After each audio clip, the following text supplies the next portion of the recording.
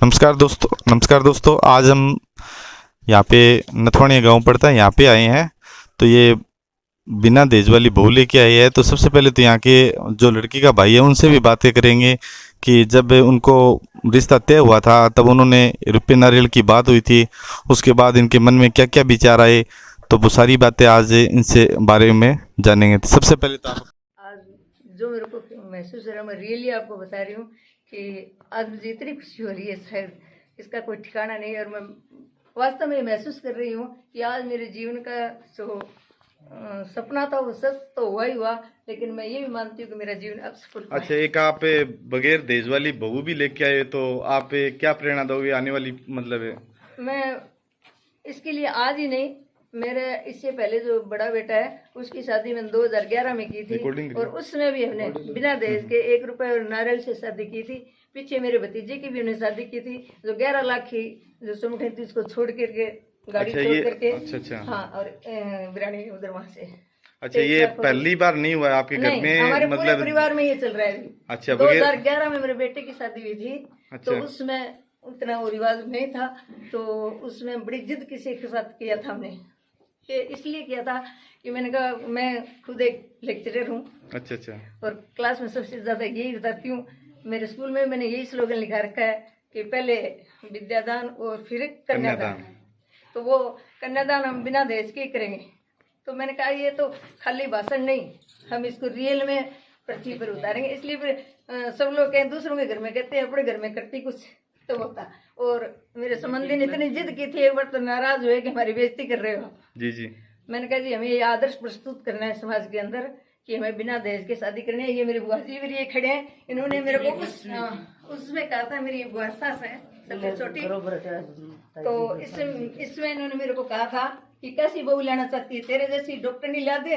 हमारे ये दीपलाना से अपने डॉक्टर पुनिया है, उन्हीं की फैमिली में, कि उनकी फैमिली से दिलवा दूं। 14 लाख लेगी, 15 लाख लेगी, ये सामने साक्षात है, हमारी ये बात हुई। दादी जी, ये बिल्कुल आंटी जी रियल में कह रही है क्या? ओरिजिनल बात है ना? सच बात है, सच है। ठीक मैं है। रक्षाबंधन पर इनसे राखी बंधवाने गई, वहाँ मेरी एक ननंद भी है, इनकी से आगे बढ़ना। तब इन्होंने मेरे को कहा था कि एक काम तेरे को करना पड़ेगा। क्या? मैं कहूंगी वो इसका रिश्ता करना पड़ेगा बेटे का। मैंने कहा बुआ जी रिश्ता तो कर लेंगे, कोई बात नहीं, तो तू बता दे कैसी लेगी, तेरे को कितने पैसे चाहिए। मतलब ये बात इन्होंने मेरे को दीपलाना के अंदर अपने ससुराल में राखी इसमें कही थी। और जब हमने शादी की ना, तो मेरे बहुत सारे रिलेटिव मेरे नाराज हुए थे। अच्छा कि हम उनसे ज्यादा पैसे दिलवा रहे थे, अब ज्यादा पैसे वाली बहू लिए है क्या।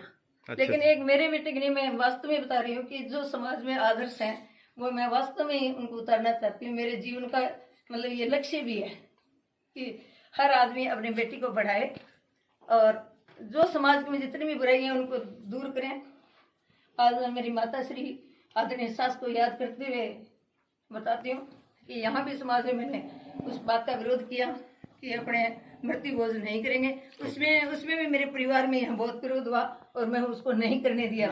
मैं बहुत नाराज हुए थे। मैंने कहा आप दादी जी के लिए 1 लाख रुपए लगाते हो, मेरी तरफ से पर्सनल 1 लाख रुपए मैं और लगाऊंगी उनके नाम से, जहाँ भी दान दोगे, लेकिन अपने दहेज प्रथा का नहीं, इसका मृत्यु भोज है ये नहीं करेंगे। ये भी बंद कर दिया। तो हाँ जी, जो भी समाज में जितनी भी बुराई है मैं उनके विरोध में रहती हूँ, दूर करने की कोशिश करती हूँ। वास्तव में धरातल पर करती हूँ, कहने में नहीं, मैं धरातल पे करती हूँ। मैं पर्दा प्रथा का विरोध करती हूँ, मैं पर्दा करती हूँ। मेरी बहू यहीं खड़ी है सामने, मैं उसको ये रही मेरे सामने साक्षात है सारे। मैं इसको पहली बार यहाँ लेके आई, तो मैं बादरास आपकी सासू माँ जो कह रही है वो सच है क्या? मैंने इनको कहा कि मैं पर्दा करूंगी, तू नहीं करेगी। बोली ये क्यों मम्मी जी? मैंने कहा देखो मैं शुरू से कर रही थी, मेरे दादा ससुर बहुत एडवांस थे, मुझे कहा था कि पर्दा नहीं करना, लेकिन मैंने कहा मैं आज पर्दा नहीं करूंगी। मेरी शादी को 40 साल हो गए, और मैं नहीं करूंगी तो गांव में कोई लड़की को नहीं पढ़ाएगा, और ये कहेंगे कि और पढ़ा लियो बुआ ने, और लियो डेढ़ी बहू। मैं घर में काम नहीं करूंगी तो ये कहेंगे कि और पढ़ा लियो बहू ने। मेरे यहाँ साक्षात मेरे जो बुजुर्ग खड़े होंगे कि मेरे घर का जितना भी काम है मैंने सारा यहाँ किया है। औरतें कहती थी थारे बहू पट्टी गोबर गिर दे है, तेरे को गोबर गिरा है। मैं मेरे सासू गिरा मेरे बड्डी है, तो मेरे क्या दिक्कत है।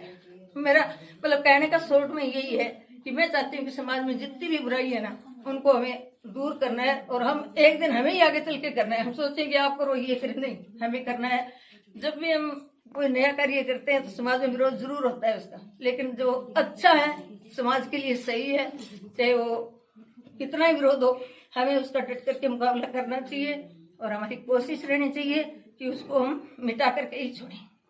अच्छा, आज अपनी ये बहू लेके आए, कौन से गांव से लेके आए हो आप? ये पास के पड़ोसी गांव से लेके कौन सा गांव है पड़ोसी? दिल्ली। ये कौन सी मतलब राज्य और तहसील में पड़ता है ये राजस्थान राज्य और नौर तहसील के अंदर आता है। अच्छा, नौर तहसील। हनुमानगढ़ जिले के अंदर। Okay okay. मेरी जितने भी बहू हैं, मतलब जितने बहू हैं, मतलब हालांकि मेरा बड़ा बेटा एक है, ये मेरा दूसरा छोटा बेटा है, मेरे भांजा मेरे पास रहता है, वो मेरा बेटा है, उसकी शादी भी मैंने इसी तरह से की है। लेकिन मेरी सारी बहू है MSc BEd फिजिक्स है, जी जी, केमिस्ट्री है, दूसरी मेरी बहू है MSc BEd फिजिक्स है, वो कहाँ है? रेणु। मेरे लिए तो यही दहेज है, और ये MSc होम साइंस से है। Okay okay. तो मेरे लिए यही दहेज है। आज बगैर दहेज लाए तो आपको खुशी का नहीं, कोई ये दहेज है जी, मेरे लिए बहुत खुशी हो रही है। अच्छा, कि अच्छा। इससे बड़ा दहेज और मैं क्या लग सकती हूँ, इनसे बड़ा दहेज मेरे लिए और क्या हो सकता है। जब भैया का रिश्ता तय हुआ था उस टाइम आपने उनके लड़की के वालों को बोला होगा कि हम 1 रुपए भी नहीं लेंगे दहेज वालों को, लेकिन उनके लड़की के पिताजी को ऐसा फीलिंग हुआ होगा? देखो, यहाँ इनके पापा से तो बात नहीं हुई, यहाँ इनकी ज्यादा हुई। हालांकि मेरी इनके घर पे बात हुई जब भी इनके मम्मी पापा से, तो मैंने यही कहा था जी कि आप बिल्कुल चिंता नहीं करो, कितना क्या करना है, मैंने बिल्कुल चिंता नहीं करना है, कुछ भी सोचना ही नहीं है आपको। इसने इस गुड़िया से खुद से ही मैंने बात की एक दिन कुछ सामान के लिए, तो इसने कुछ कहा तो ऐसे कहा मम्मी जी मुझे आपसे बात करके तो बहुत खुशी हो रही है जी जी, कि मुझे बिल्कुल डर सा लग रहा था, कुछ ठीक ही लग रहा है। अच्छा अच्छा। तो लेकिन मेरे बेटे के टाइम मैंने जरूर बात की थी, तो उनको खुशी भी हुई थी। हाँ, तो आप आज आपके पिताजी ने 1 रुपए भी नहीं दिया है, घर वाले बहुत खुश है, तो आपको कैसी फीलिंग हो रही है? मुझे बहुत अच्छा लग रहा है। मम्मी जी ने जो कुछ भी कहा वो एकदम सर्वसत्य। ठीक है, थैंक यू। Thank you. आप भी अपना परिचय दीजिए, अपनी ये नई बहू आई है, इनके आप क्या लगती हो? ये मेरे छोटे भैया हैं, ये मेरे भाभी जी हैं। मैं एक नर्सिंग ऑफिसर हूँ ओके। सिनोर में। अच्छा अच्छा। तो मुझे आज बहुत ज्यादा खुशी हो रही है, बहुत ही ज्यादा, कि मेरे घर में एक लक्ष्मी रूप भाभी आई है। ओके। और आगे भी मेरी भाभी जी हैं जो लक्ष्मी रूपी हैं। और मैं सभी को यही परिचय देना चाहूंगी कि एक घर में अगर एक नारी आती है वो एक लक्ष्मी का ही स्वरूप होती है। चाहे वो उसको अगर पढ़ाना चाहे ना, अगर पैसा लगाना चाहे तो उसके सिर्फ पढ़ाई पे पैसा लगाए, जिससे वो आगे पूरे परिवार को शिक्षित कर सके। दहेज भी एक ऐसा नहीं है कि दहेज देने से ही हमारा परिवार ऊंचा हो जाए। नहीं, दहेज देने से तो क्या है, एक बहुत ही कुरीति फैलती है। मैं इसके बिल्कुल विरुद्ध हूँ, और मैं खुद ना तो लेना चाहती हूँ और ना ही देना चाहती हूँ। मैं सबको यही एक प्रेरणा देना चाहूंगी कि अगर कोई भी पैसा लगाना चाहे तो अपनी बेटी को सिर्फ पढ़ाए और पढ़ा लिखा के, और उसको एक ऐसा मार्गदर्शन दे कि वो ऐसे शिक्षा पैदा करे पूरे समाज में कि आगे सबको समाज में खुशी हो कि हाँ भी ऐसी बहू और ऐसी बेटी सबको मिले। मैं बहुत खुश हूँ आज के दिन कि मेरी भाभी मेरे प्रांगण में आई है, और सारे परिवार में बहुत खुश है। ठीक है, ठीक है, धन्यवाद अंकल जी, धन्यवाद भाभी जी। मान जी, आप लड़की के क्या लगते हो?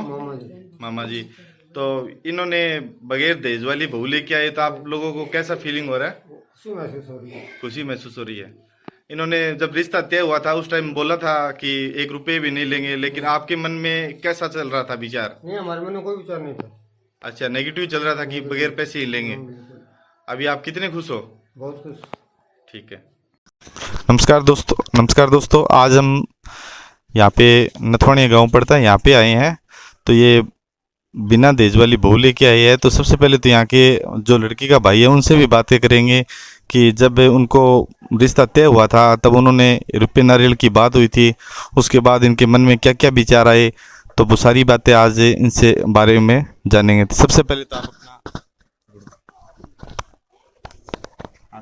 आप अपना नाम बताइए। नमस्कार जी, मेरा नाम सुरेंद्र है। अच्छा जी। हाँ जी, जब हमने ये सगाई करी थी तो हमारे मन में ये विचार आया था भी कि वो क्या बोलेंगे, क्या रहेगा उस टाइम, मतलब ये पॉसिबल हो पाएगा क्या। फिर जब रुपये नारियल में बहू स्वीकार की तो हमारे को बहुत बढ़िया लगा, और हमें वो ये दिल से खुशी हो रही है कि ये ठीक है।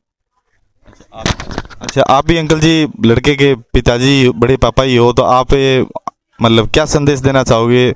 आने वाली जो पीढ़ियाँ होती है, लोग लालच करते हैं कि ज़्यादा से ज़्यादा हम दहेज लें, तो आप उनके बारे में दो बातें कहिए ताकि आने वाला समाज इसके प्रति प्रेरित रहे। मेरा नाम अमर सिंह है, भारत सैनिक स्कूल के संस्थापक हैं। और मैं सभी से ये कहना चाहता हूँ कि जो ये लड़कियाँ हैं ये लक्ष्मी का रूप होती हैं, और इनका जितना आदर हम लक्ष्मी का करते हैं उसी तरह से अगर हम लड़की को आदर करेंगे तो पैसे से दहेज से नहीं होता।